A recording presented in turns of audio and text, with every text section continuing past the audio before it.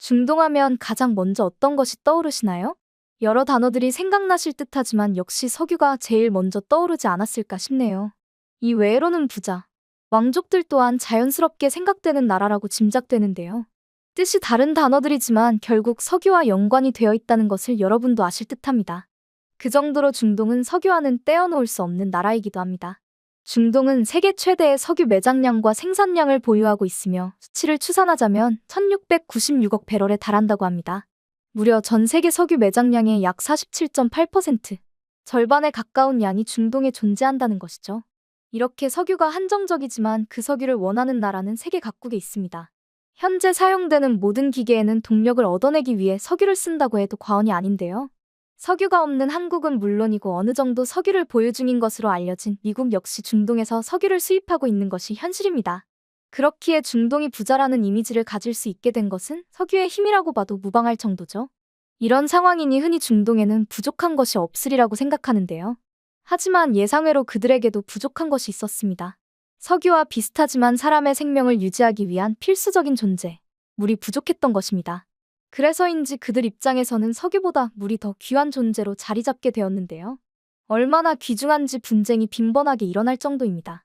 현대에 들어서 물과 관련된 분쟁은 갈수록 많아지고 있는 상황인데요. 중동의 환경적인 요인인 건조하며 고온의 기후가 물을 증발시켜서 문제일 수 있겠으나 그보다 더 문제가 되는 것이 있습니다. 그나마 예전에는 강을 통제할 수 있는 기술이 없었기에 하나의 강을 두고 눈치껏 사용할 수 있었으나 시대가 변하며 상류에 있는 나라가 물을 통제하게 된 것인데요. 이런 통제가 문제가 되는 이유는 중동의 대부분이 사막 혹은 건조 지역으로 이루어져 있으며 연평균 강수량이 250mm 이하인 지역 또한 많은 편에 속하기 때문입니다.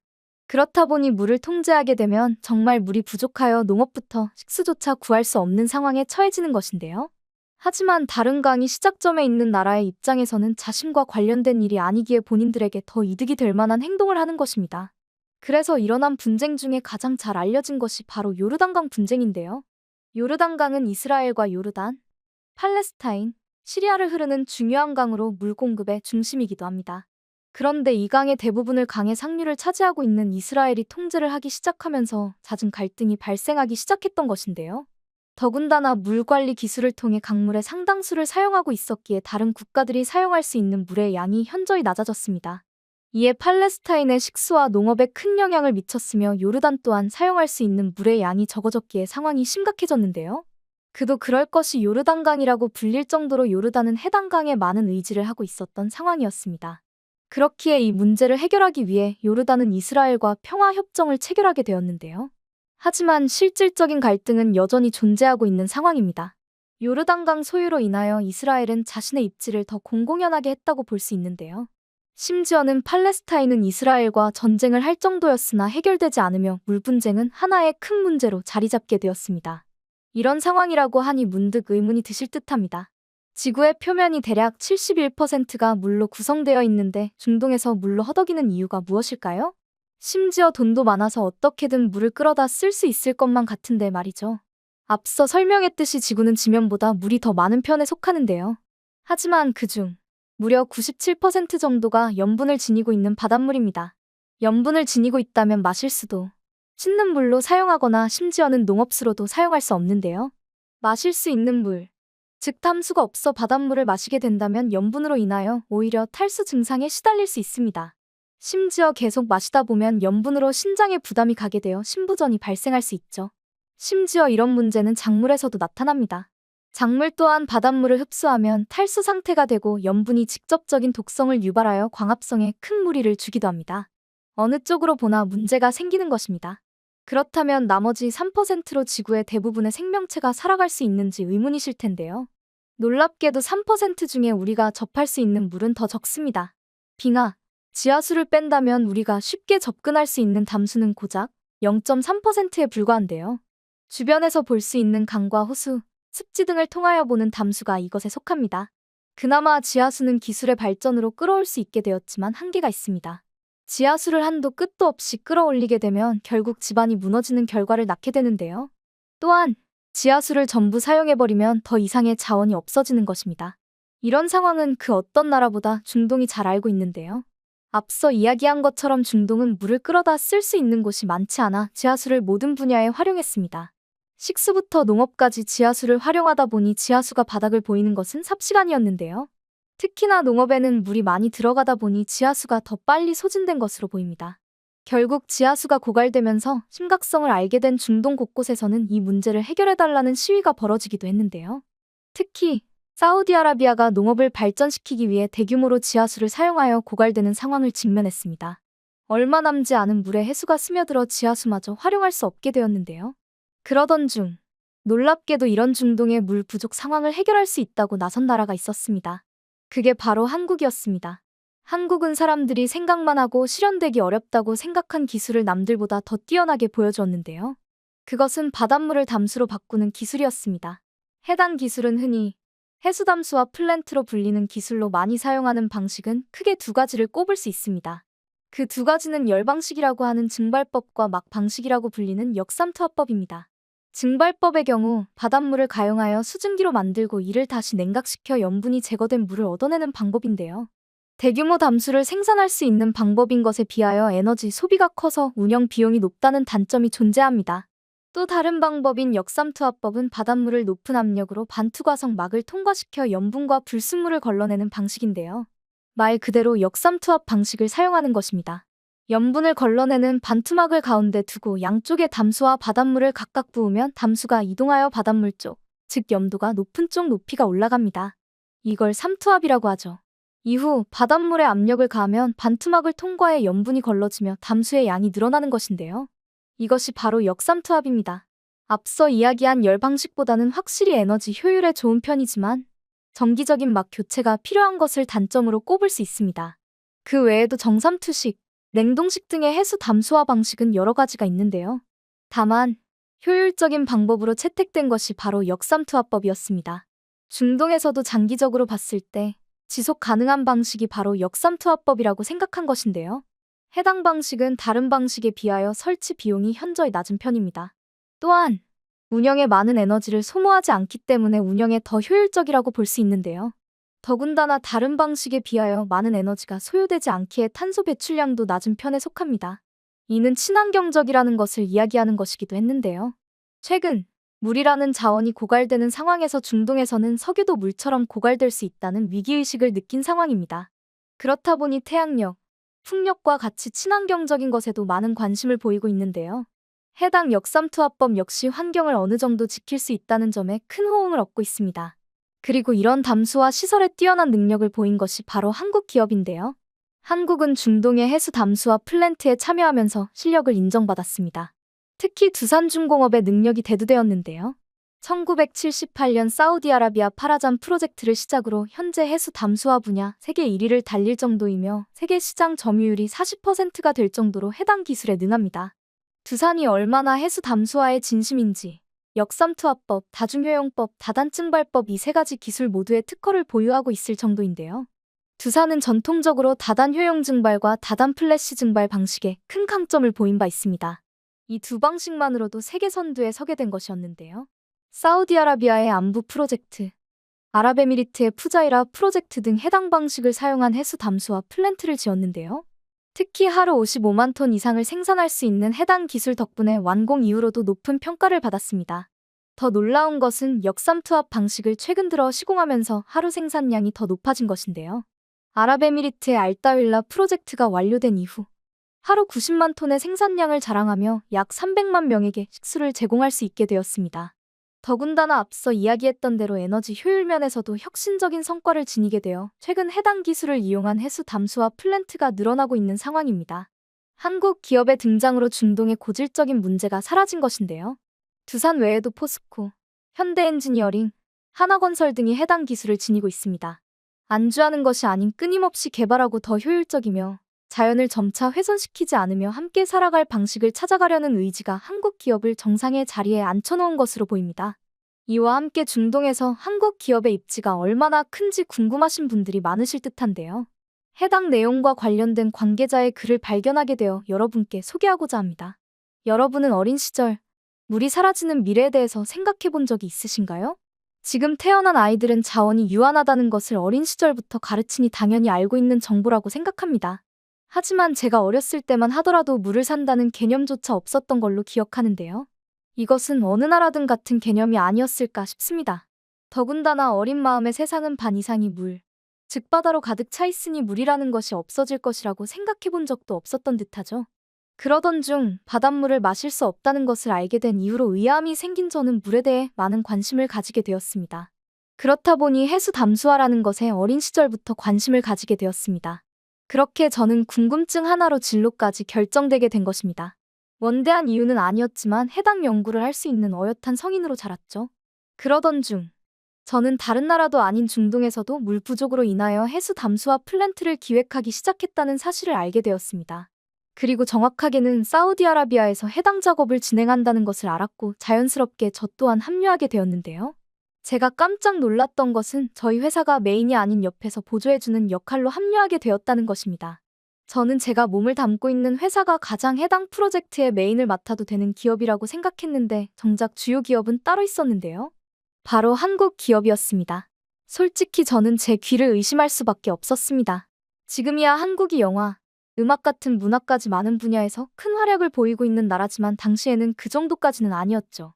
제가 한국에 대해서 아는 거라고는 한국 전쟁과 지독한 가난에 대한 것이었습니다. 더군다나 당시에 많은 나라에서는 한국과 북한을 헷갈려하는 사람들이 많았습니다. 그건 저 또한 마찬가지였는데요. 그렇기에 은근슬쩍 돈만 챙기고 제대로 된 공사를 진행하지 않는다거나 혹은 기술을 빼돌리기 위해서 온 것은 아닐까 의심하게 되었죠. 물론 저만 그런 생각을 했던 것은 아닌 듯 싶었습니다. 저와 함께 해당 업무를 맡게 된 제 사수 또한 비슷한 생각을 하고 계셔서 이번 프로젝트에 대한 우려를 내보이고는 했죠. 한국 기업이라고 해봤자 기업이라는 게 뭔지는 알까 모르겠다. 괜히 돈 보고 중동 건드린 거라서 어차피 돈만 빼돌리고 기술 있는 척하면서 본국으로 돌아가서 핵이나 하나 더 만들겠지. 우리한테 맡겼어야지. 사우디아라비아가 잘못 생각한 거야. 그 이야기를 들을 때마다 저 또한 한숨이 나왔습니다. 동감하는 이야기였거든요. 제가 당시에 몸담고 있던 회사는 기술 분야에서도 꽤 뛰어난 편이었으며 지속적으로 더 좋은 담수화 시스템을 만들려고 노력하는 회사였습니다. 옆에서 보좌만 하는 역할을 저희에게 주었다는 것이 이해가 가지 않았죠. 더군다나 저희가 보좌를 해야 하는 것이 한국이라는 제대로 들어본 적도 없는 나라의 기술이라니. 얼마나 우스웠겠습니까? 더군다나 당시는 70년대라서 해수 담수화에 관련해서 많은 지식을 가지고 있는 기업이 드물었습니다. 저는 제 고국인 사우디아라비아에서 제대로 있기나 한 것인지 의심스러운 나라의 기업에 중요한 사업을 맡긴 것 같아서 탐탁지 않았죠. 더군다나 중동에서 처음으로 해수 담수화 프로젝트를 진행한 것이기도 했으니 걱정이 앞섰습니다. 흐지부지 끝나는 것이 아닌가 싶은 마음도 들고 말이죠.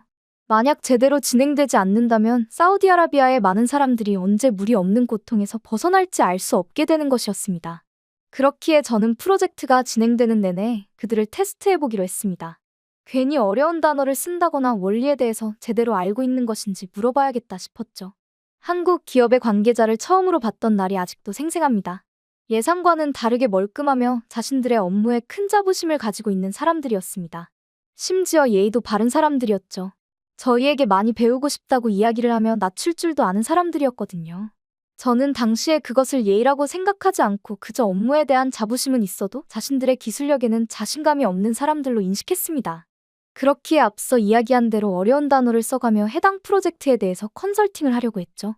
그런데 그들은 생각보다 지식이 상당했습니다. 사우디아라비아의 환경과 해당 프로젝트에 우려되는 부분들을 파악하고 있었으며 어떻게 보완할 것인지에 대해서도 생각을 하고 있더군요. 물론 저희가 중동에 대해서는 더 잘 알고 있었기에 놓친 부분들이 있어 보완할 수 있도록 조언을 해주기는 했습니다. 하지만 생각 외로 꼼꼼하다는 것을 인정하게 되었으며 어느새 무시하려던 사수와 저는 그들과 동등하게 이야기를 하기 시작했죠. 그들은 다른 기업들 못지않게 수준급의 기술력을 가지고 있었고 오히려 왜 이제야 이런 기업이 중동에서 첫 사업을 시작하게 된 것인지 의문이 들 정도였습니다. 심지어 당시에 가장 선진화된 기술로 꼽히는 다단 플래시 증발 방식을 사용하겠다고 한 것이었기에 놀랄 수밖에 없었던 겁니다. 그러던 중 저희는 해당 시공에 대한 작은 부분까지 이야기가 흘러가게 되었는데요. 구체적으로 듣지는 못했지만 시공비가 굉장히 낮은 편에 속했습니다. 저희가 예상하는 비용의 20% 낮은 저렴한 비용으로 추측되더군요. 솔직히 그 이야기를 듣고 인상을 찌푸릴 수밖에 없었습니다. 그 비용으로 과연 제대로 된 해수 담수화 플랜트가 만들어질지 의심이 되었거든요. 저는 결국 호기심을 참지 못하고 어떻게 그게 가능하지 묻게 되었습니다. 그러자 그들은 아무렇지도 않게 자신들의 기술을 통하여 현저히 기술 라이선스 비용을 줄일 수 있었다고 이야기하더군요. 너무 당연하다는 듯한 태도의 저희 회사에서는 이런 기술을 아직 해내지 못했다는 것에 마음이 뒤숭숭해졌습니다. 심지어 작업 기간도 다른 곳에 비하여 현저하게 짧더군요. 저희는 말이 되지 않는다며 이거 자체가 컨설팅 받을 일이라고 이야기할 정도였죠. 하지만 아직도 그들 중 한 명이 했던 말이 생각나는데요. 한국인들이 얼마나 성실한지, 빠른지 모르시죠? 두고 보십시오. 그 말에 저는 어안이 벙벙했습니다. 사실 지금까지 허세를 부렸던 것이 아닐까 싶을 정도였습니다. 중동을 제대로 경험하지 못했기에 나올 수 있는 말이라고도 생각했죠. 중동의 한낮은 정말 움직이기 힘듭니다. 일을 하기에는 적합하지 않죠. 그렇기에 더 오랜 기간을 정했어야 했으며 해당 자재들을 한국 기업에서 만든다고 들었는데 그 짧은 기간 안에 만들어서 사우디아라비아까지 오는 것 자체도 말이 되지 않았습니다. 저와 사수는 우선은 지켜봐야 할 것 같다고 생각하며 컨설팅을 그렇게 마무리했습니다. 하지만 지금 생각해보면 저희가 한국인이라는 존재에 무지했다는 것을 인정하게 됩니다. 한국인들은 정말 자신들이 하겠다고 선언하는 순간 물불 가리지 않는 존재더군요. 제가 있던 회사의 경우 해수 담수화 플랜트를 진행하게 되었을 때는 완공일을 살짝씩 미룰 때가 있었습니다.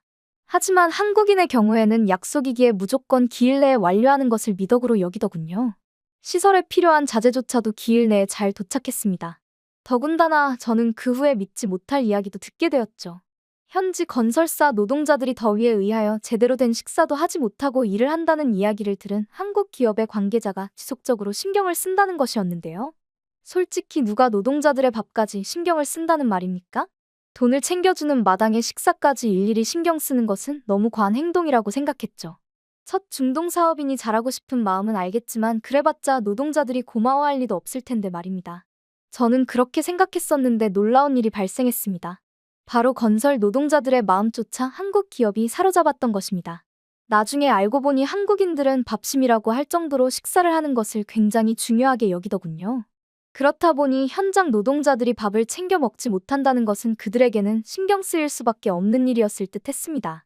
더군다나 다 같이 식사를 하는 밥 문화를 가지고 있다 보니 어떤 사람들이든 상관없이 함께 먹으려는 모습을 보인 것인데요. 이것은 중동 사람들 입장에서 생소하면서도 재밌는 문화이기도 했습니다. 그래서인지 밥을 먹지 못하는 노동자들에게 어떻게든 밥을 먹고 힘내기를 바라는 마음에 저희 입장에서는 생각하지도 못한 것까지 나왔다고 합니다. 바로 한국 전통 음식인 김치였는데요. 일부러 먹였던 것은 아니고 한국 관계자들을 위한 반찬으로 김치가 나왔는데 노동자들이 밥을 먹는 과정에서 자신들 반찬이라고 생각하고 먹었던 모양이더군요. 생소한 모양이기도 하고 냄새도 독특하여 먹게 되었는데 깔끔하면서도 살짝 신맛이 입에 감칠맛을 돌게 했던 듯합니다.